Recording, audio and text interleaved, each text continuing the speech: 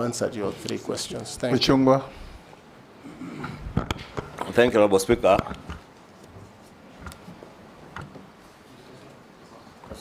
Thank you, Honorable Speaker. And maybe just for the record, the nominee is my former governor in Kiambu. And we served at the same time when he was governor, and I was a first-time member of parliament. CS nominee, you have indicated that you are the party leader of Tujibebe in your documents. Tujibebe or Kenya leader as a party leader. I don't know whether you have resigned or you intend to resign. If approved, whether you would resign. 2, in relation to the question that the Deputy Speaker has asked on AI.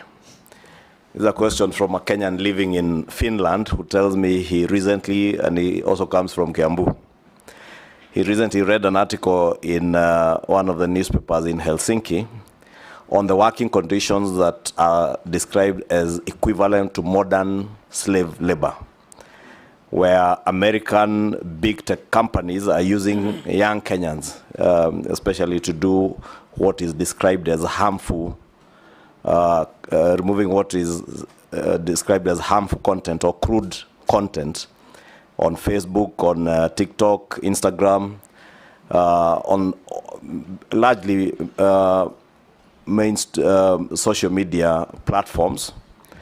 I say that they ensure that they review Facebook, TikTok, and Instagram to ensure that these important platforms are not filled with hate speech or incitement to violence. We watch murders, executions, child sexual abuse, and rape, often for more than 8 hours a day. And we are paid less than $2 an hour for it. The workers described it as part of the excerpt from that article. And therefore, would want to hear what you would intend to do as Cabinet Secretary now in charge of ICT. 1, to protect these young Kenyans from being exploited by the big tech companies working on AI from the US and other developed countries. And 2, to also protect these young Kenyans from the harmful effects of the content that they watch, that they have to go through as they work.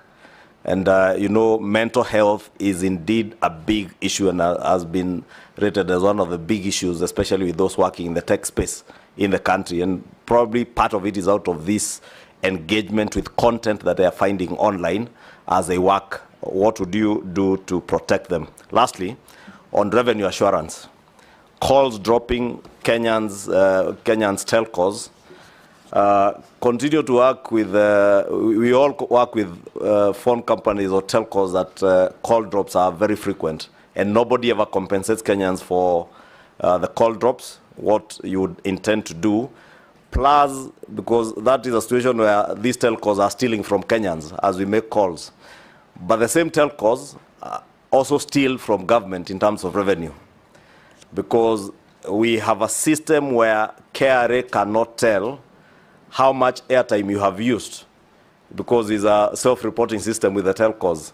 What revenue assurance systems would you put in place, probably from CA, Communications Authority, to ensure that CA has a view of the amount of data, the amount of airtime that Safaricom and all the other telcos are selling to Kenyans, because there is theft both ways, from Kenyans and also from the revenue authorities.